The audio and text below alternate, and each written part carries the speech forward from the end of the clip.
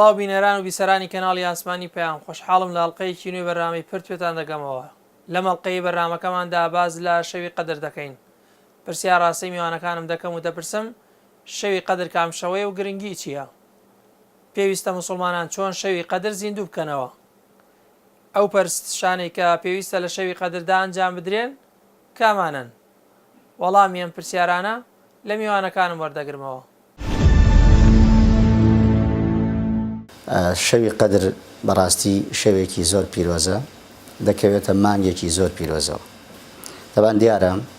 خۆی پەروەردگار کۆمەڵێک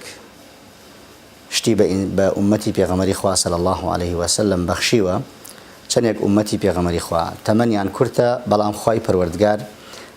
فەزلی خۆی لەگەڵیان ناکردووە. یەکێک لەوانەی کەوە خۆی گەورە بە ئومەتی پێغەمبەری خۆی بەخشیوە شەوی قەدرە کە شەوی پیرۆزی پێ ئەوترێت، کە قورئانی پیرۆزی ئاماژەی پێەکە. بەڕاستی ئەم شەوە ئینسانی موسڵمان ئەبێت زۆر تامەزرۆ بێ پێی بگات، چونکە سێرەکەی ئینسانی موسڵمان بەم شێوەیە خۆی گەورە بۆیە شەوی قەدری داناوە بۆمان، بزەبەتیش دیاری نەکراوە لە چ کاتێکایە. بۆ حکمت لەمەیە ئەوەیە سێرەکەی لە سەیەکی شەوە دوعاکردن گیرایە، بەس بزەبت نازانی سەیەکی شەوەیە لە 12 شەوەیە یا پێشپارشەوە یا چ کاتێکە، کاتەکەی بزەبت دیاری نەکراوە. بۆ لەبەرەوەی ئینسانی موسڵمان هەوڵ بدا زیاتر هەوڵ بدا عیبادەتی خۆی گەورەی تیا ئەنجام بدا. لەبەر ئەوەیشە شەوی قەدریش دیاری نەکراوە، ئینسانی موسڵمان هەوڵ بدا لەو ماوەیە ئەم قەدرە گەورە بەدەست بێنێت. بۆ پێوترێ شەوی قەدر؟ زاناکان دوو قسەیان لەسەری هەیە. یەکیان ئەفەرمن شەوی قەدر ئەوەیە کەوا خۆی پەروەردگار بە ڕەحم و بەرەکەتی خۆی بۆ ئەو کەسانە قەدر و ڕێزە و کە عیبادەت و خواپەرستی تیا ئەنجام ئەدەن. ڕێی دووەمیان ئەفەرمن شەوی قەدر بەو واتایەت لەبەر ئەوەی جیاکردنەوە و بڕیاردانە کە خۆی پەروەردگار هەموو شتەکانی بە ئەندازە و بە قەدر گرتووە، وەکو چۆن ڕزق و ڕۆزی بۆ دیاری ئەکا، وەکو چۆن ئەجەلی ئەو ئینسانە کۆتایی پێدێ، وەکو چۆن بەختەوەری و خۆشی و سەعادەت بۆ ئەو ئینسانە بێت. زۆر کەسمان هەیە ینی ئەم شەوە پیرۆزە ساڵانی بڵین ساڵی پار چەند کەسێکە بۆ لەگەڵمانە بۆ عیبادەتی کردووە، خۆی گەورە ئەم ساڵی بەنسیب نەکردووە. بۆیە ئێمەی موسڵمان ئەم شەوە گەورە لەدەست نەدەین. بۆ پێی ئەوترێ قەدر لەبەر ئەو هۆکارانەی هۆکارەکانی زۆرن. یەکێک لەو هۆکارانە ئەوەیە کە قورئانی پیرۆزی تیادا بەزیوە. ینی ئەمە نیشانەی قەدر و ڕێزە کە خۆی پەروەردگارە فەرمێ ئینا ئەنزەلناه فی لەیلەتی القەدر، خۆی گەورە نازڵی کردووە دای بەزانوە قورئانی پیرۆز. و پاشان سێرەکەی لە شەوی قەدرە ئەو شەوە پیرۆزە خەیر و عیبادەتی باشتیایە کە عیبادەتی 1000 مانگ ئەکات، کە ئەکاتە 82 ساڵ عیبادەت و چەند مانگێک، یعنی بە چەند ساتێکی کەم بە شەوێکی کەم ئینسانی موسڵمان ئەوەی دەست ئەکەوێت. کە خۆی گەورە ئەفەرمێ ئینا ئەنزەلناه فی لەیلەة القەدر وما ئەدراکە ما لەیلەة القەدر لەیلەة القەدر خەیر من ئەلف شەهر. لە دوای ئەوەیە کتر لە ڕێزەکانی تریشی سێرەکەی تەنەزەل المەلائیکە، لەو شەوەیە بە مەلائیکەتەکانی خۆی پەروەردگار بە سەرپەرشتیکاری جوبرەئیل عەلەیه السەلات وەسەلام ئێتە ئاسمان و دنیا و ئێتە سەر زەویەوە بەو هەموو مەلائیکەتەوە لەگەڵ ئەو کەسانەی کەوا عیبادەتی خوا ئەکەن کۆ ئەبێتەوە، و مەلائیکەتەکانیش دوعا بۆ ئەو کەسانە ئەکەن، پاڕانەوەیان بۆ ئەکەن، دوعای مەلائیکەتیش لای خۆی پەروەردگار گیرایە و قبوڵە. دیارە شەوی قەدر بریتیە لەو شەوەی کە خی پەروەردگار قورئانی تێدا نازڵ کردووە تا ئاسمانی دنیا بە یەک جوملە دوجار لە مدەی 23 ساڵ پێغەمبەرایەتی پێغەمبەری خوادا سەڵ و سەلامی خوای لەسەر بێ پەیتا بە پێی ئەحداس و دانانی ئەحکام و تەوجیهکردن و ئاراستەکردنی مسلمانان بۆ ئەوەی کە لە مەسلحەت و لە بەرژەوەندی ژین و دین و قیامەتیانە ئاراستە بکە، قورئان دابەزێتە خوارەوە. جاکەواتە شەوی قەدر دەگەڕێتەوە بۆ ئەو کاتێک کە خوای پەروەردگار قورئانی تیادا ناردۆتە خوارەوە بۆ محەممەد سەڵات و سەلامی خوای لەسەر بێ کە پێغەمبەری هەموو جیهانە و کۆتا پێغەمبەرە. سەبارەت بەوەی کە شەوی قەدر چی واتایەکی هەیە و چی واتایەک دەبەخشێ، زانایان چەند هەڵوەسە و چەند قسەیەکیان لەسەر کردووە. یەک لەوانە وەکو ئیمامی زوهری ڕەحمەتی خوای لێ بێ دەفەرمێ بۆیە ناونراوە شەوی قەدر لەبەرەوە شەوێکی بەشکۆیە، شەوێکی بەڕێزە، شەوێکی گەورەیە. گەورەی و بەڕێزی شەوی قەدر لە پای گەورەی قورئانە کە کەلامی خوای پەروەردگارە.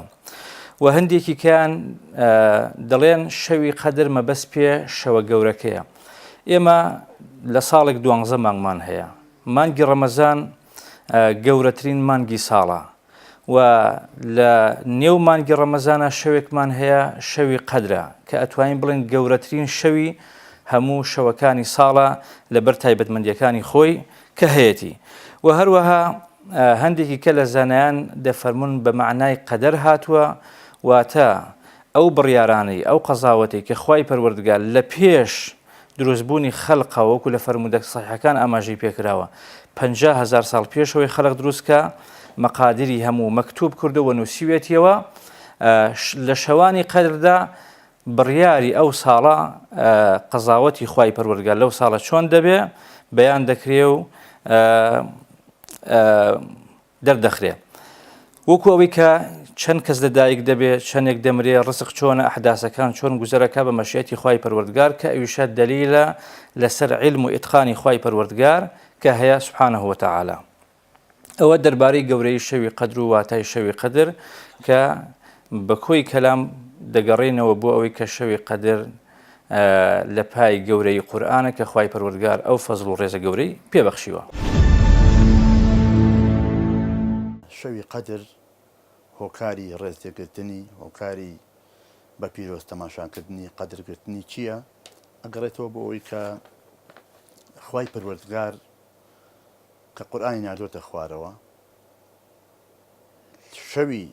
قەدری کە لە نێوان تەواوی شەوەکانی ساڵدا جیا کردوتەوە هۆکارەکەی قورئانە. ئێمە ئەگەر بگەڕێنەوە بۆ مێژووی پێش قورئانیش تەواوی کتێبە ئاسمانیەکان، چ تەورات بۆ موسا، چ ئینجیل بۆ عیسا، چ زەبور بۆ داوود و سوحوف بۆ ئیبراهیم، هەموو ئەم کتێبە ئاسمانیانە لە مانگی پیرۆزی ڕەمەزان داهاتونتە خوارەوە. معلومی جەنابتانە کە ئەو فریشتی کە وحی هێناوە بۆ پێغەمبەران پێوترە جبریل بە زمانی قورئان سەڵات و سەلامی خوای لەسەر بێ،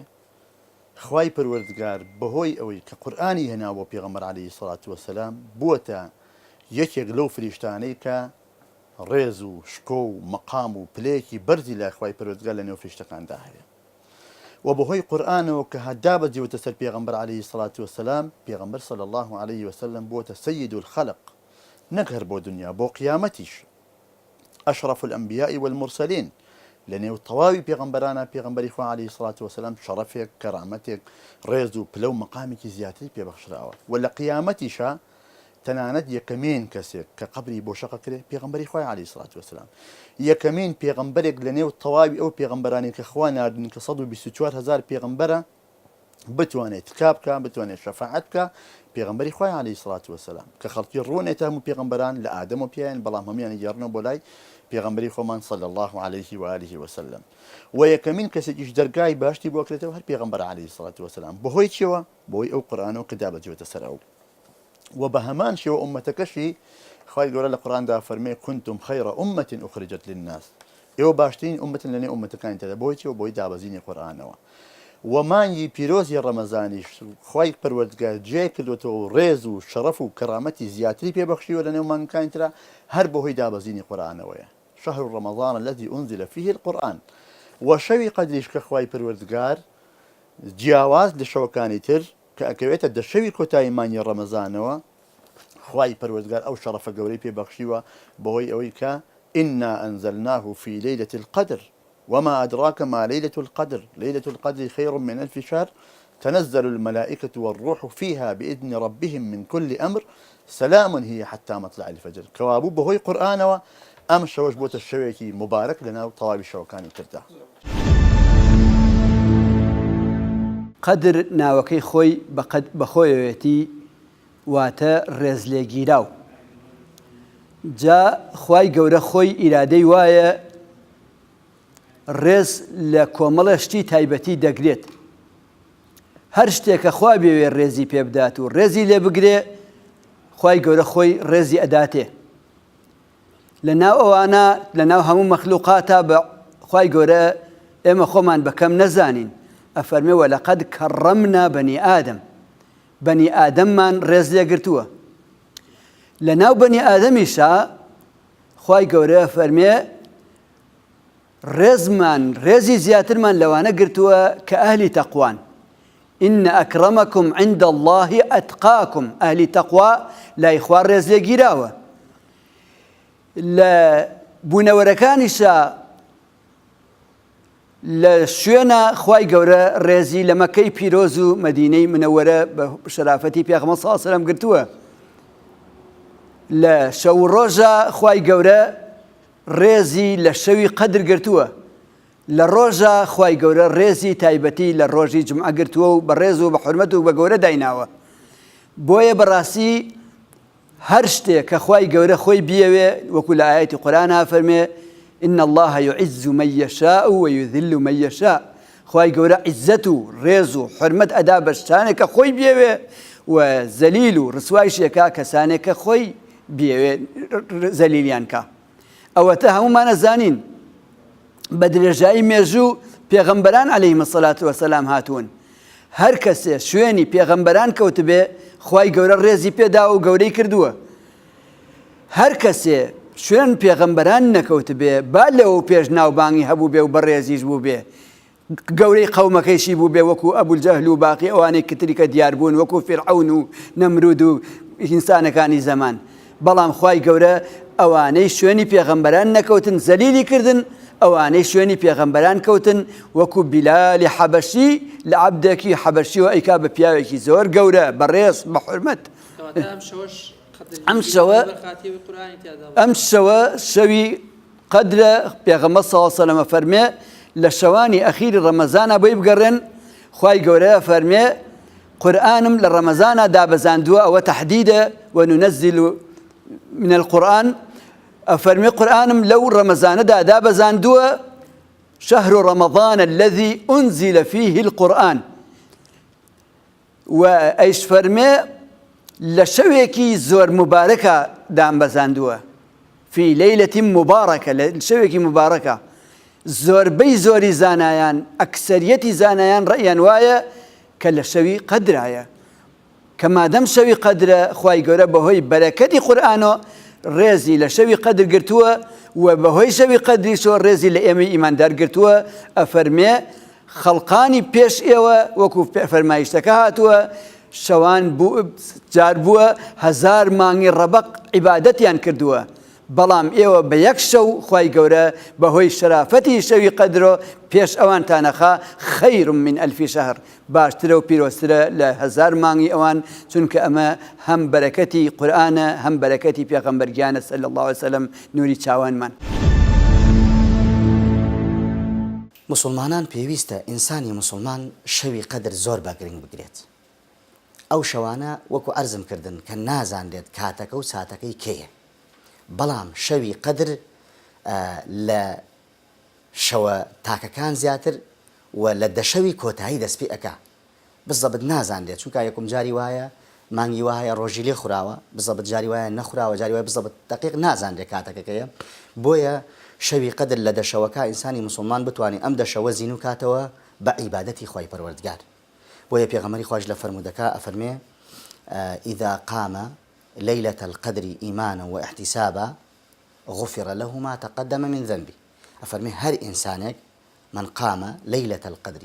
هر كسيك هر إنسانك ليلة القدر زيندوب كاتوا عبادتي تيابك خوا پرستی تيابك خوا لخوي رازيك بو عبادتاني بهمو معنى عبادتك هو شو عبادت تنها بريتيني لنوش تنها بريتيني لذكر تنها بريتيني لدعاء كردن همو أمانة أقريتوا عبادتي خوي پروردگار لما خير وخيراتش بعبادة أنوسي هاو كاري كردني خلقي أنوسيت بعبادة بوت عبادتي خوي پروردگار لم شوانا غفر له ما تقدم من ذنبي بهوي زينو كردنوي أم شوانوا خوي گەورە لە گوناهەکانت خۆشە بێت چەند خۆشە ئینسان خوي گەورە لی خۆش بێت بگاتە کە خوي گەورەش لە ئینسان خۆش بوو بەهەشتی خوي پەروەردگاری بەنسیب ئەبێت شەوی قەدر من حەزەکەم لێرە ئاماژە بە شتێک بدەم ئەویش ئەوەیە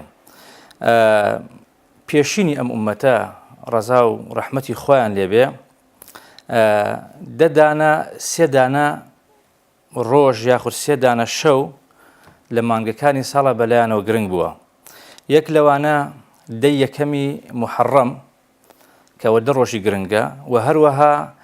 دەی یەکەمی ذیلحیجە کە ئەوە 10 ڕۆژی گرنگە مسلمانان و سەلەف و پێشینی ئەم ئومەتە گرنگی و تایبەتمەندی خۆیان پێداوە و هەروەها دەی ئاخری ڕەمەضان دەی ئاخری ڕەمەضان دیارە تایبەتمەندی خۆی هەیە لەبەرەوەی کە ئەو شەوە گەورەیە پێغەمبەری خوا سەڵات و سەلامی خوای لەسەر بێ دەربارەی ئەو شەوە لە یەکێک لە فرمودەکانی ئەفەرموویە من قام ليلة القدر إيمانا واحتسابا غفر له ما تقدم من ذنبه هەر کەسێک شەوی قەدر زیندوو کاتەوە و بەرز ڕای بگرێ ئەوە دەبێتە مایی ئەوەی کە خوای پەروەردگار لە گوناهەکانی پێشووی خۆش ببێ کەواتە ئەم شەوە تایبەتمەندی خۆی هەیە شتێکی کە بمێ باسی بکەم ئەم شەوە دیار نییە چی شەوێکە لەو 10 شەوەیە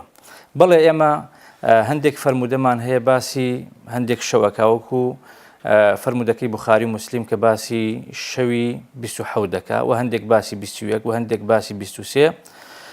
بەڵام کۆی هەردە شەوەکە پێویستە ئینسانی مسلمان گرنگی خۆی پێبدا بۆ ئەوی بتوانێ شەوی قەدر بەدەست بێنێ چونکە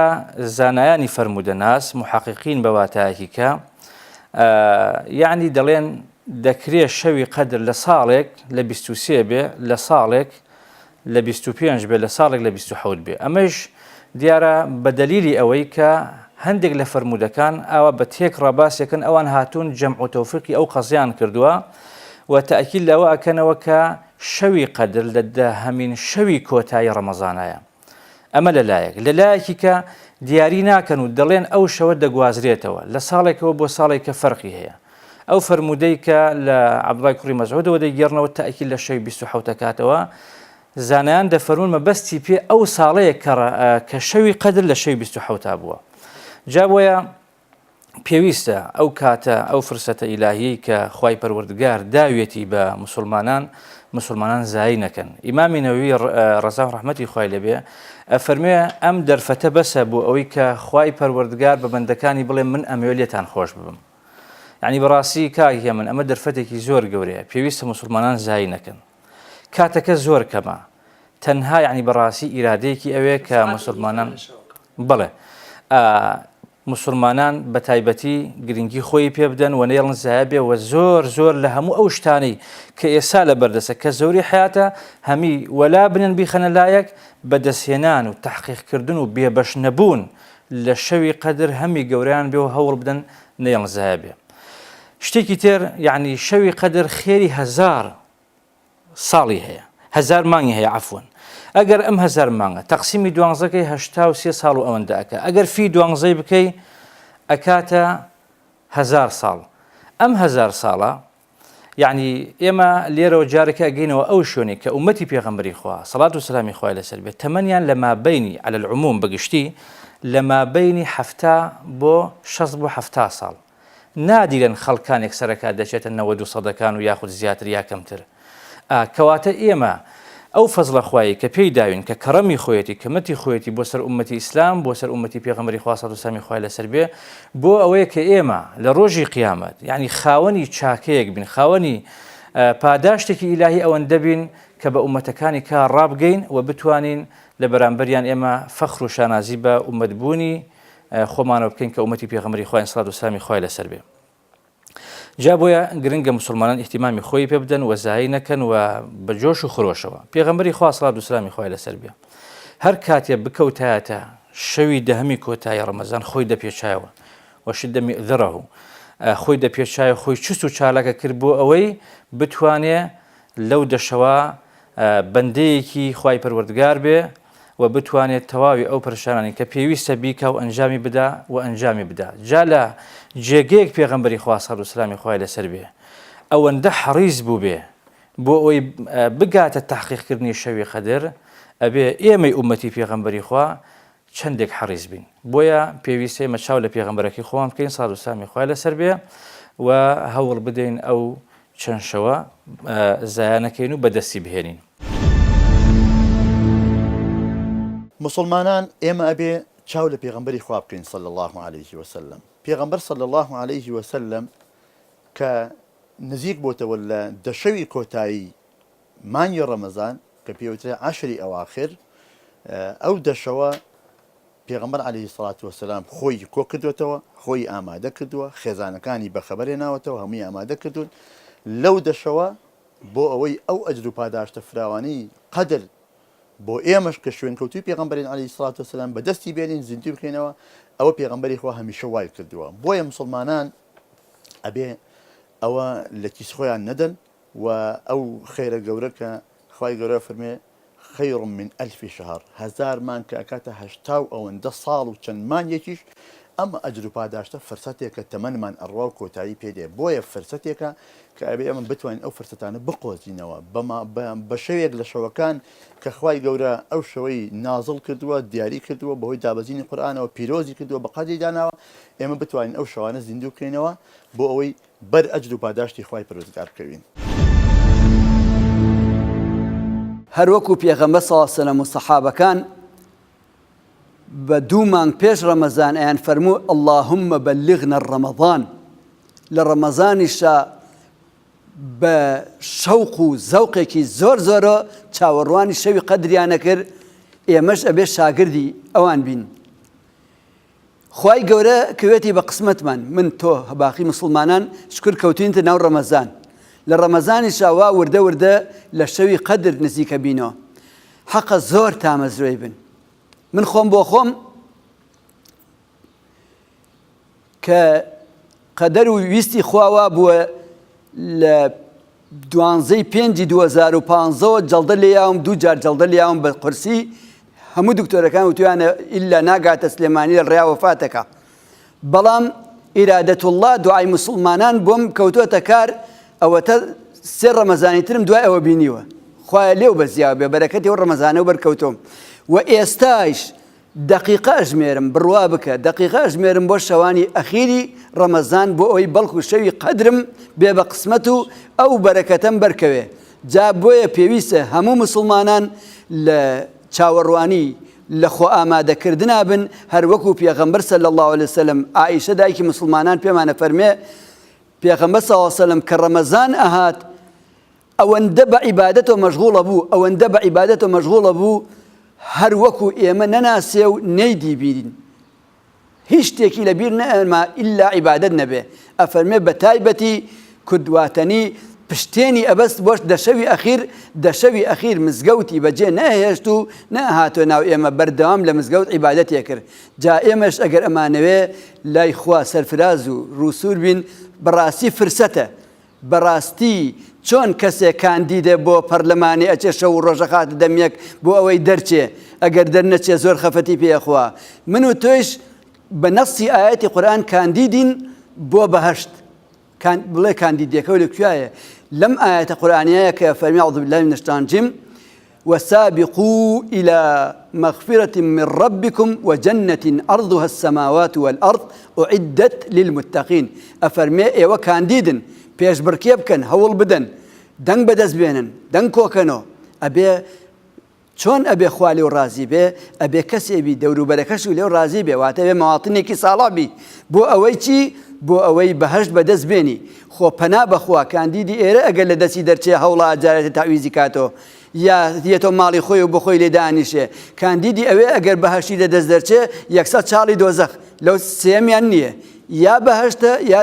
چییە دۆزەخە. جا کەواتە بۆ ئەوەی نەکەوینە ناو چاڵی دۆزەخۆ ئەبێ بەڕاستی ئەم شەوانەی ئەخیر و ئەم ڕۆژانەی ئەخیر بە فرزەت بزانین و عیبادەتی تیا بکەین، بە عیبادەت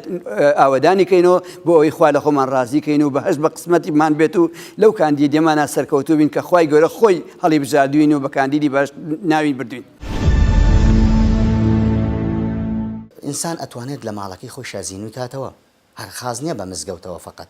ئینسان بەس لە مزگەوتە مەرج نییە زیندوی کاتەوە، بەڵام ئێعتیکاف تایبەتە بە مزگەوتەوە. و زیندوکردنەوەی شەوەکانی قەدریش لە مزگەوتە ببێت پیرۆستر و چاکترە بۆ پیاوان، بەڵام بۆ خوشکان ئەبێت لە ماڵەوە بێت. لە ماڵەوە باشترە بۆ ئەوان بەڵام ئێمە مسلمان زیندویکەینەوە بە عیبادەتی خوا یعنی چی لە ماڵ بێ چی لە مزگەوت بێت هەندێک کەسکەوە بۆی ناگونجێت بۆی ناکرێت لە بەرخاتری هەندێ مەسلحەتی ژیانی لەوە ئەچێ نەتوانێت بڕواتە مزگەوت پێویستیاتی وا ئەخوازێت ئەم ئینسانە لە ماڵەوە زیینوی کاتەوە لەوە ئەچێت ئەگەر بڕواتە مزگەوت ترسی کۆمەڵێ شتەیە لێ ڕوو بدا یعنی بۆیە لە ماڵیشەوە ئەتوانێت زیینوی کاتەوە بە قورئان خوێندن بە عیبادەت وەکو عەرزم کردی بەو شتانەی کە ئەبێتە مایە عیبادەت بۆ خۆی پەروەردگار و ئەبێتە مایە ڕەزامەندی خوا لەو ئینسانە و خۆی گەورە لی قبوڵ ئەکات. لە ڕاستی ئەمە مەساهێ من پەرستەکان زۆرن لەبەرەوە عیبادەت پەرستنی خی پەروەردگار وەکو ئەو پێناسەی کە زانایانی ئیسلام کردویانە ناوێکی گشتیە ئیسمێکی کۆکەرەوەیە تەواوی هەموو ئەو شتانی کە ئەبێتە مای بەدەستهێنانی ڕەزامەندی خی پەروەردگار و خۆشویستنی خی پەروەردگار بۆ کارێک پێ دەوترێ پەرستش و عیبادەت هەرێکێک لەم کارانە ئەنجام بدرێ بۆ خۆی عیبادەتە بەڵام بیزات ئێمە ئەتوانین چەند پەرستشێک گرنگی و تایبەتمەندی خۆی پێ بدەین یەکێک لەوانە زیندووکردنەوەی شەوەکەیە بەخەبەربوون لەو شەوەدا بە نیەتی عیبادەت بۆ خی پەروەردگار ئەوە گرنگە ئێمە ئەو شەوە هەوڵ بدەین نەخەوین ئەگەر زۆر زەرور و پێویست نەبێ ئەو شەوە زیندوو بین و بەخەبەر بین وە لە عیبادەتا بین یەکێک لەوانە کە پێویستە ئێمە لەو شەوەدا ئاگامان لێ بێ بریتە لە چی بریتە لە قیام اللەیل واتە نوێشکردن ڕاستە پێغەمبەری خوا سەڵ و سامی خوای لەسەر بێ 11 ڕکات نوێژی کردووە لە ڕەمەزان و لە غەیری ڕەمەزان بەڵام ئەمە دەستی مسلمانانی نەبەستووە بۆ ئەوەی کە تۆ لەو شەوە نوێژی زیادە نەکەی بۆیە ئەتوانی بە بەردەوامی هەتاکو نزیکی بەرە بەیان تا ئەو کاتێک کەیتە ترست هەیە گەیتە بەیانی بە 1 ڕکات نوێژی ویتر کۆتایی پێهێنی بەردەوام لە پێش ئەوە پەیتا تۆ توانین 2 ڕکات شەو نوێژ بکەیت و بەردەوام بیت ئەوە جۆرێکە لە عیباتەکان کە لەو شەوا بکرێت کە بریتە لە نوێشکردن جۆرێکی کەیان دوعایە یعنی بەڕاستی دوعاکردن گەورەترین عیباتی خی پەروەردگارە وەکو فەرمودەکانی پێغەمبەری خوا سەڵات و سەلامی خوای لەسەر بێ ئاماژەی پێکەن الدعاء هو العیبادە یاخود لە شوێنێکە فەرمێ ئەفضل العیبادە مخ العیبادە دوعاکردن یعنی بەڕاستی ئینسان دەهێنتە مەقامێک کە هەست بە گەورەی خی پەروەردگار بکە شعور بە گەورەی خی پەروەردگار بکە و هەروەها لە هەمان کاتە یعنی بەڕاستی دەکاتە ئەو مەقامێک کە هەست بە کەمبوون و کەم و کورتی و تەقسیری خۆی ئەکا بۆیە دوعاکردن لەو شەوەدا مەقامێکی تایبەتی خۆی هەیە و پێویستە مسلمانان ئاگایان لێبێ و گرنگی و تایبەتمەندی خۆی پێ بدەن و هەروەها زۆر ذیکرکردن یعنی بەڕاستی گرنگە لەو شەوا ئێمە ذیکری زۆر بکەین لە تەهلیل و تەسبیح و تەحمید و ئیلە ئاخری لەو ئەذکارە مەسورانەی کە لە پێغەمبەری خوا سەڵ و سەلامی خوای لەسەر هاتووە ئێمە هەوڵ دێین ئەو ئەذکارانە بەردەوام پەیتا بیان کەین و دووبارەیان کەینەوە بۆیە هەبوو هەر دانەیەکیان تایبەتمەندی خۆی هەیە و هەروەها تیلاوەی قورئان لەو شەوەدا گرنگە حتا پێغەمبەری خوا سەڵ و سەلامی خوای لەسەر بێ لە ڕەمەزاندا جیبریل عەلەیهی سەلام دووبارە قورئانی پێ دەور کردوێتەوە بە مەعنا کوردیەکەی خۆمان بۆیە زۆر خوێندنەوەی قورئان لەو شەوا زۆر گرنگە بۆیە هەندێک لە سەلەف خۆیان لە ڕازی بن لەو شەوا زیاتر قورئانیان خوێندووە زیاتر قورئانیان خوێندووە لە شەوەکانی کە قورئان خوێندن بە نیسبەت خەڵکی مسلمانەوە بەردەوام لە دوان زەمان کە بخوێنرێ و هیچ کاتێکی دیاریکراوی بوو نیە بەڵام لەو شەوە تایبەت و دیاریکراوە قورئانی زیاتر تیا بخوێنێتەوە ئەگەر تەدەبوری لەگەڵ بێ ئەوە چاکتر و باشتر و ئەحسەنترە بۆیە پێویستە ئێمە ئاگەمان لە تەدەبوریش بێت تەنها خوێندنەوە نەبێ و هەروەها سەدەقەکردن یا هەر جۆرێکی کە لە عیبادەت کە پێویستە بکرێ خاڵێک من حەزەکەم لێرە ئاماژەی پێ بدەم سەبارەت بەوەی کە ئەم عیبادەتانە جەماعین هیچێکێک لەوانە جەماعی نەبوون کە ئێمە باسمان کرد بەڵێ عیبادەتی جەماعیشمان هەیە بۆ نمونە حەلقاتی ذیکر خوێندنەوەی قورئان و تەفسیرکردن و ڕاوەگرتن و هەڵوەسەکردن لەسەر ئەحکام و تەوجیهەکانی قورئان ئەگەر بە حەلقە بێ بەتایبەت کە ئێستا مزگەوتەکان ئاوەدانەکرێتەوە بە شەوی قەدر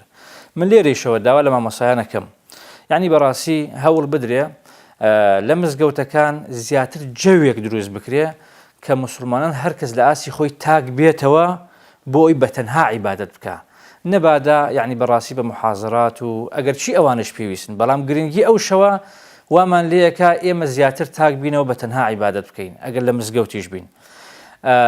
لەبەرەوەی بتوانین بگەینە مەقامێک کە تەحقیقی شەوی قەدر بکەین شەوی قەدر بەدەست بێنین و هەروەها ئەو خێرە زۆرەی کە لەو شەوا هەیە بتوانین فراهەم بێنین. خاڵێکی تر هەر سەبارەت بە قەدر بۆ ئەوی یعنی بەڕاستی هەموو لایەک بتوانین تحقیق بکەین ئەویش بریتە لە خوشکان. خوشکان تایبەتمەندی خۆیانیان هەیە. دایکان و خوشکان ئەگەر دیقەت بدەین یەکێک لە تایبەتمەندیەکانی خوشکان سووڕی مانگانەیە. جا لەوانەیە هەندێک خوشکان بەهەڵە لەو مەسئلەی حاڵی ببێتن. ئەگەر لە سووڕی مانگانە بن ناتوان بەشداری شەوی قەدر بکەن. نەخێر. ئەوان ئەتوانن بەشداری شەوی قەدر بکەن تەنها ناتوان نوێژ بکەن. ئەگینا ئەتوانن ئەو قورئانەی کە لە بەریانە باشە بیخوێننەوە، ئەو ئەذکار و تەسبیحانەی کە ئەتوان بیکەن بەردەوام بیکەن و هەروەها ئەو دوعا و پاڕانەوەی کە یعنی عیبادەتی گەورە گەورە بوون ئەمانە دەتوان ئەنجامی بدەن. بۆیە خوشکانە بێ ئاگیان لەو مەسەلەیە بێ با لە سووڕی مانگانش بن ئەتوانن وەکو هەر مسلمانێکی ئاسایی بەشداری شەوی قەدر بکەن و بگەنە ئەو ئاستەی کە تحقیقی بەدەستهێنانی شەوی قەدر بکەن. خاڵێکی تر هەر سەبارەت بە شەوی قەدر یعنی ئەمە وەکو لە تائیفێک حەزەکەم باسی بکەم زانیان ڕەحمەتی خۆیان لێبێ لە کۆی کەلام ئەڵێن کە فەخری ڕازی خوای لە ڕازی بێت ئەفەرمێ ئەوەی کە خوای پەروەردگار شەوی قەدری نەخستووەتە شەوێکی دیاریکرا و پەنهانی کردووە لە دەشەوەکەی کۆتایی کاهیە من ئەوەیە خوای پەروەردگار بۆ نمونە ڕەزابوونی خۆی لە ئیطاعا پەنهان کردووە بۆی مرۆڤەکان بگەنە ڕەزامەندی خوای پەروەردگار بەردەوام ئەبێ ئیطاعی خوای پەروەردگار بکەن و هەروەها تووڕەیی خۆی لە مەعاسیە لە سەرپێچی خوای پەروەردگارە پەنهان کردووە بۆی بەردەوام مرۆڤەکان خوایان لێ بە دوور بکەن و حەزەر بکەن و هەروەها خوای پەروەردگار لێخۆشبوونی خۆی مەغفرەتی خۆی لە تەوبە پەنهان کردووە بۆی ئینسانەکان بە یەک جار تەوبەکردن و نەزانگەونە تحقیقی لێخۆشبوونی خوای پەروەردگاریان کردووە بەردەوام تەوبەکەن و ئینابەکەن و بگەڕێنەوە بۆ لای خوای پەروەردگار کەواتە ئێمە هەوڵ بدەین تەنها خۆمان ملزم نەکەین بە تەنها شەوێکەوە بەڵکو ئەم دەشەوە زیندووکەینەوە کاتێکی زۆر کەمە ئەتوانین بەدەستی بێنین بەڵام فەزڵ و خێرێکی زۆر گەورەی تێدایە. ئەو بەندایەتیانەی کە پێغەمبەر عەلەیهی سڵات وەسەلام ئیشارەی پێکردوون و هاوڵانی بەڕێزی پێغەمبەری خوا عەلەیهی سڵات وەسەلام کردویان لە شەوانی قەدرە عایشەی دایکی ئیمانداران ڕەزا و ڕەحمەتی خوای لەسەر بێ ئەفەرمێ پرسیارم کرد لە پێغەمبەری خوا صلی الله علیه وسلم ئەرزم کردی پێغەمبەری خوا گەر شەوانی قەدر هاتن و ئێمە ویستمان شەوانی قەدر زیندوو بکەینەوە چی دوعایە بخوێنین چی بکەین یەکەمین شتێک کە موسڵمان پێویستە بیکە بینی خۆی و خوا بەردەوام دوعا و پاڕانەوە بۆ خۆی بۆ ماڵ و مناڵی بۆ دەوروبەری بۆ ئومەتی ئیسلام بەگشتی دوعا بکە و بپارێتەوە ئەو دوعای کە واردە کە پێغەمبەری خوا عەلەیهی سڵات وەسەلام فێری عایشەکە عایشەیەکە بۆی کە بیڵێتەوە و بۆ ئومەتەکەشی هەتا ئێستا و تا ڕۆژی قیامەتی ژەو دوعایە سنەتە کە موسڵمانان دووبارە و چەند بارە بیکەینەوە اللهم إنك عفو تحب العفو فاعف عنا یەکەمی شتێک کە موسڵمان لە شەوانی قەدرا شەوان زیندوو بکاتەوە بریتە لە دوعاکردن ئەم دوعایەش کە تۆ پاڕێتەوە لە خوای پەروەردگار خوای پەروەردگار تۆ هەمیشە دەرگای مەغفرەت و لێخۆشبوون و تەوبەت کراوەیە هەمیشە ئامادەی بەوەی کە عەبدەکان بگەڕێنەوە و داوای لێخۆش بکەن تۆ لێیان خۆشبی خوای پەروەردگاریمەش داوای لێخۆشبوون لە تۆکەین تۆش بە بەزەیی و لێبوردن لێمان خۆش بە ئەم دوعایە پاشان لە دوای دوعاکردن قورئان خوێندن پێغەمبەری خوا عەلەیهی سڵات وەسەلام لە مانگی ڕەمەزانە و بە تایبەت لە شەوانی قەدرە هەمیشە خەریکی دیراسەکردن و خوێندنەوە و وردبوونەوە بوو لە ئایەتەکانی قورئان لە هەر ئایەتێک کە باسی بەهەشتی ئەکرد کە باسی فەڕەح و خۆشی بەهەشت بوو پێغەمبەری خوا دڵخۆشە بوو زەردەخەنە بە لێویەوە دیار بوو بەڵام ئایەتانێک کە باسی خەشم و قینی خوای پەروەردگار کە باسی جەهەنەم و ناڕەحەتیەکان و قۆناغەیەک لە دوایە کە ناڕەحەتیەکانی جەهەنەم کە پێغەمبەری خوا فەرمێت بە چاوی هاتە خوارەوە و پەنایەگەر لە خوای پەروەردگار بۆیە دوعاکردن قورئان خوێندن و ذیکر و یادی خوای پەروەردگار ئەوەندەی کە ئەتوانی ئەستەغفر الله الحمد لله لا اله الا الله سبحان الله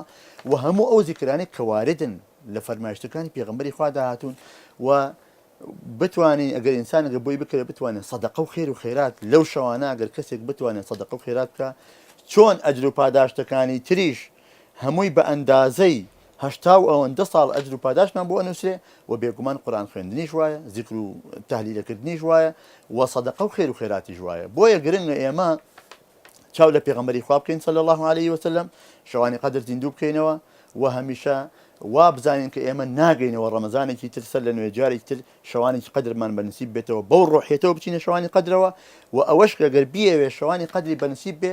بێت لە 20 مانگەوە لە شەوی 21ەوە بتوانێت ئەو شەوانە زیندوو بکاتەوە چونکە ئێمە دیار نییە حەدیسەکان هەندێکیانە فەرمونون شەوی 27 هەندێکیانە فەرمون 29 هەندێکیانە فەرمون 25 بەڵام لەبەرەوە کە دیار نییە شەوی 21 کامەیە بە دەقیقی سە بۆ نمونە ئەمساڵ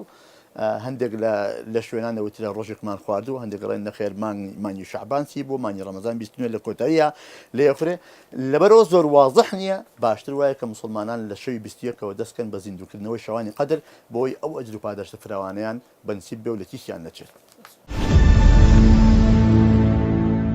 وڵای بەڕێز دەکەم ئەوەی کە زۆر زۆر گرنگ بێ سەحابیە دەچێتە خزمەتی پێغەمبەر صلی الله عليه وسلم ئەفەرمێت ئەی پێغەمبەری خوا من زۆر حەزەکەم لە بەهەشتا دراوسەی تۆ بم بە ڕیوایەتە تریش هاتووە پێغەمبەر صلی الله عليه وسلم بە سەحابیەکە ئەفەرمێ داوای شتێکم لێ بکە کە بۆ بکەم ئەلبەتە خزمەتێکی کردەوە بۆ پێغەمبەر صلی الله عليه وسلم داوای شتێکم لێ بکە کە بۆ بکەم ئەویش ئەڵێ با بیری لێ بکەمەوە کە بیری لێ ئەکاتەوە ئەفەرمێ پێغەمبەری خوا تەنها یەک داوام هەیە ئەویش دراوسەیەتی و نزیکیم لە تۆ ئەفەرمێ ئەی ناکرێت شتێتر بێ ئەفەرمێ پێغەمبەری خوا لە غەیرەوە حیجی ترم ناوێ ئەفەرمێ ئەعنی بکەثرەتی السجود ئەفەرمێ دەی تۆش کۆمەکی داواکەی من کە بە زۆر سوجدەبردن بۆ ئەوەی لە قیامەتە دراوسەی من بیت جا کەواتە شەوانی قەدر و شەوانی ڕەمەزان بە تایبەتی ئەم دەشەوەی ئەخیر چەند پێمانەکرێت زۆر لە سوجدا بین پێغەمبەر صلی الله عليه وسلم فەرمێ أقرب ما يكون العبد من الله وهو ساجد فأكثروا فيه الدعاء ئەفەرمێ نزیکترین کات نزیکترین موقع نزیکترین شوێن لە خوای گەورەوە هی بەندە ئەو کاتەیە کە بەندەکە سوجدەی بردووە ئەفەرمێ ئێوەش لەو کاتا کە سوجدەتان بردووە زۆر دوعا بکەن جا لەسەر دوعاش دایکی مسلمانان عائیشە ڕەزا و ڕەحمەتی خوای لێبێ فەرمووی پرسیاری کرد لە دەشەوی ئەخیر فەرمی ئەی پێغەمبەری خوا صلی الله عليه وسلم کە تۆ ئەوەندە بە گرنگی باسی شەوی قەدرەکەی ئەگەر ئێمە شەوانی قەدر و شەوانی دەی ئەخیری ڕەمەزان دانیشتین چی بڵین چی بکەین ئەو وەکیلی ئێمە پرسیاری لەو پێغەمبەریانە کرد صلی الله عليه وسلم نوری چاوانمان پێغەمبەری صلی الله عليه وسلم فەرمووی ئەم دوعایە زۆر بڵێرەوە ئەی عائیش فەرمی بڵێ اللهم إنك عفو تحب العفو فاعف عنا خوای گیان تۆ خۆت لێبوردەی حەزیش و لە لێبوردنە دەیکەواتە لێمان ببوورە جا بەڕاستی هەر کەسێ ئەم دوعا کە پێغەمبەر صلی الله عليه وسلم فەرمێ دوعایەکی مەئثورە بە سەنەدی صحیح هەر کەسێ ئەم دوعا زۆر بڵێتەوە دڵنیا بێ کاتێک کە شەوی قەدری بەسەراتی ئەپەڕێ بەیانی خوا لە گوناهەکانی هەر هەمووی خۆش بووە و پێغەمبەر صلی الله عليه وسلم فەرمێ هەر کەسێ ڕەمەزان بە ڕۆژوو بێ ئیمانن واحتیسابن و شەوی قەدر زینوو کاتۆ ئیمانن واحتیسابن ڕۆژی لێ بێتەوە لە شەوی قەدرا غفر له ما تقدم من ذنبه ئەفەرمێ خوای گەورە لێی خۆشە بێ لە هەموو گوناهەکانی کە لەوە پێشکەوێتی حەتی کردووە واتە لاپەڕەیەکی سپی بۆ هەڵەداتەوە وەک ئەو کات و ساتەی کە لە دایکی خۆی داکەوتووە خوا بیکا بە قسمەتمان شەوانی قەدر ئینسان بە چەند خاڵێک بە چەند شتێک شەوانی قەدر بۆ خۆی بەرنامە بۆ خۆی دابنێ پەرست و عیبادەتی تیا ئەنجام بدە ئەو بەجێهێنانی ئەم پەرستانە یەکەم بە بیرکردنەوە لە خۆی پەروەردگار بیرکردنەوە لە دەسەڵاتی خوا لە قودرەتی خوا ئینسان خوای گەورە بۆچی دروست کردووە بۆ عیبادەت وما خەلەقت الجن والئینس إلا ليعبدون ئەم ئینسانە بە بیرکردنەوە لە دەسەڵاتی خوا پێغەمبەری خوا صلی الله عليه وسلم پێش پێغەمبەرایەتی لە ئەشکەوتی حەڕا ئەچووە ئەوێ تەفەکوری ئەکرد بیری ئەکردەوە بۆیە بیرکردنەوە زۆر عیبادەتێکی گەورەیە بۆ ئینسان بۆیە سەحابە بەڕێزەکان ئەیان فەرموو بەڕاستی نور و ڕووناکی ئیمان بە بیرکردنەوە زیندووکەنەوە. یعنی بەڕاستی بیرکردنەوەک و حەسەنی بەسری ڕەزا و ڕەحمەتی خوای لێبێ فەرمێ یەک سەعات بیرکردنەوە لە قودرەت و دەسەڵاتی خوای پەروەردگار بەلامەوە باشترە لە عیبادەتی شەوێک شەو نوێش. یعنی سێرکە بۆ بیرکردنەوە ئەکا لە ئینسان خوا لە خۆی ڕازیکە و ئەکا لە ئینسان کە خۆشەویستی خوا لە دڵا بێ و ئەکا لە ئینسان تەوەکولی بەخوا هەبێ و ئەکا لە ئینسان بتوانێت بە دڵێکی زۆر خۆشەوە عیبادەتی خوای پەروەردگار بکات. یعنی خوای گەورە ئەگەر بە بیرکردنەوە سێرکردن ئەگەر یەکێک لەو شتانە یەکەم خاڵ بیرکردنەوە لەم شەوە بیرکردنەوە لە قودرەت و دەسەڵاتی خوای پەروەردگار بیرکردنەوە وەفی ئەنفوسیکم ئەفەلا تبصیرون وەکو خوای پەروەردگار فەرمێ سێری نەفسی خۆتان بکەن. سێرکە خوای پەروەردگار چاوی پێداوی ڕۆژانە چەندەها ڕسمت بۆ ئەگری گوێی پێداوی چەندەها سەوتت بۆ ئەبیسێ و خەزنی ئەکا. یعنی سێرەکەی خوای پەروەردگار ئەم هەموو نیعمەتەی پێداوی نیعمەتی ئەقڵ نیعمەتی ئیمان یعنی ئەمانە هەموو ئینسان بیری لێکاتەوە کە خوای پەروەردگار زمانێکی پێداوە قسەی پێ ئەکا. يعني خوای پەروەردگار هەموو نیعمەتەکانی یعنی خوای گەورە لە قورئانی پیرۆزە ئەفەرمێ ئەگەر ئێوە ئەتانەوێت نیعمەتەکانی من بژمێرن لا تحصوها ناتوانن بیان ژمێرن. جا بۆیە بە بیرکردنەوە نیعمەتەکانی خوا لا شیرینتر ئەبێت. نیعمەتی یەکێک لەو نیعمەتانە کە ئەگەر ئێمە بیری لێکردین نیعمەتی ئاو خواردنەوەیە بە تایبەت لە ڕەمەزانە ئینسان زۆر تامەزرۆی ئاوە وانە زۆر تامەزرۆیە بۆ لەبەروی ئاوی لێ قەدەغ کراوە دەی تۆ بێنە ئەم هەموو نیعمەتەکە خوای پەروەردگار بە من و تۆی بەخشیوە. ئەمە یەک. دوو قورئان خوێندن. قورئان خوێندن بەڕاستی زیندووکردنەوەی ئەم شەوانە بە عیبادەتی قورئان خوێندن. ئەم قورئان خوێندنە سەرەکەی لە سوورەی فاتحە 1400 پیتە یعنی سوورەتی فاتحە 1400 چاکت بۆ ئەنووسرێت 1400 چاکە بەس بە خوێندنی سوورەتی فاتحە. یعنی تۆ بێنە بەراوردکە بزانە چەند فەزلێکی گەورەیە خوای پەروەردگار بە تۆی ئەبەخشێ بەچی بە خوێندنی سوورەی فاتحە دقەیەک تا دوانت پێچێت ئەگە بە ئیسراحەت بخوێنی بە تەفەکورەوە بە بیرکردنەوە لی. و سوورەتی ئیخلاص کە سەیەکی قورئانە پێغەمبەری خوا ئەفەرمێ صلی الله عليه وسلم هیچ شەوێ مەخەون تا سەیەکی قورئان بخوێن. سەحابەکان بەلایەنەوە قورس بوو تا پرسیاریان کرد فەرمووی سوورەتی ئیخلاص قل هو الله أحد سەیەکی قورئانە يعني ختمە هەندێک لە فەرمودەکانە فەرمێ مەخەون تا ختمێک نەکەن. يعني سێرەکەی ئینسانی مسلمان ئەو شەوانە زیینوکاتەوە بە قورئان خوێندن کە پێغەمبەری خوا صلی الله عليه وسلم لە شەوانی ڕەمەزانە لە شەوانی قەدرە بە زۆری قورئانی خوێندووە و خاڵێکی تر لەو خاڵانە ئینسانی مسلمان بە دوعا و پاڕانەوە بە دوعا و پاڕانەوە دوعا و پاڕانەوە بەڕاستی عیبادەتە. يعني تۆ لەم شەوانە دوعا و پاڕانەوە زۆر ئەنجام بدە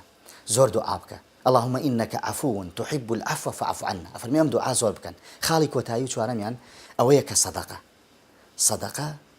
إنسان شواني قدر بصدقة زينو كاتو لو أشي هندي كسبله جاباش من أجا عبادتكم شو نتوام صدقة نا مالي فقير هي مالي كس هي بيويسيانا احتياجا برو لشواني قدر كت عبادت شن جورية برو مالكان بسر كرا وهاو كاريان بوبا يارمتيان بدا يعني سيركي بيغمري خوا صلى الله عليه وسلم لفرموديه كأفرمي صدقة وخير ئینسان ئەیکات ئەفەرمێ پێغەمبەر صلی الله علیه وسلم ئەفەرمێ من پێم خۆشە بچم بەدەم ئیشی برایەکی مسلمانمەوە جێبەجێی بکەم ئیش و کارەکەی بۆ جێبەجێ بکەم لە عیبادەتی یەک مانگ لە مزگەوتەکەی خۆمە. یعنی بێنە بەراورد کە چەند گەورەیە ئەم فەزڵە ئینسان بەدەستی ئێنێ. بۆیە سەدەقە و خێر ئەبێتە مایەی لاچوونی بەڵاو موسیبەت بەسەر ئینسانەوە. بەڵاو موسیبەت لەسەر ئینسان لا ئەچێت بەڕاستی ئەم سەدەقە و خێرە. سەرەکەی ئیبن جەوزی ڕەزا و ڕەحمەتی خوای لێبێ لە صفەت السەفوەدا قسەیەکی جوانمان بۆ ئەکا کە ئەفەرمێ چی ئەفەرمێ بەسەرهاتێکمان بۆ گێڕێتەوە کۆتایی پێئینین بەسەرهاتەکەیش ئەوەیە ئەفەرمێ کابرایەک هەبوو ناسرا بوو بە ئیبن فورات ئەم ئیبن فوراتی وەزیری پێوترا ڕقی لە کابرایەک بوو زۆر جار پیلانی دانا بۆ ئەوی کەوا عەزیەتی بکا بۆی لێی بدا بۆی لە ناوی ببا سەرەکەی هەموو جار بۆی ڕێگنێ ئەکەوت.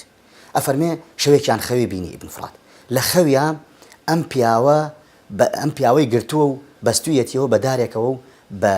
تیر و بە شمشێر لێ ئەدا هاچی تیر و شمشێری لێدا کولێرەیەکی پێیە بەر کولێرەکە ئەکەوێ و هیچ زەرەری پێ ناگەێنێ کە خەبەری ئەبێتەوە بەیانی هەواڵیە پرسیەوە چێ بایەکە ئەڵێ من شتێکی وان بە تۆ بینیوە ئەڵێ وەڵاهی من دایکم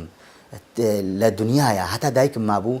هەموو ڕۆژێک کولێرەیەکی بۆ ئەکردم بەخێر دیارە لەو زمانە خەڵک فەقیر بووە پێویستی بە احتیاجی نانوشتی وا بووە ئەفەرموو کولێرەیەکی بۆ ئەکردم بەخێر کە خوای گەورە لە بەڵاو موسیبەت من پارێزێ و خود لە دوای وەفاتی دایکیشم خۆم هەر ئەو بڕیارم داوە ئەو کولێرە ئەەکەم بەخێر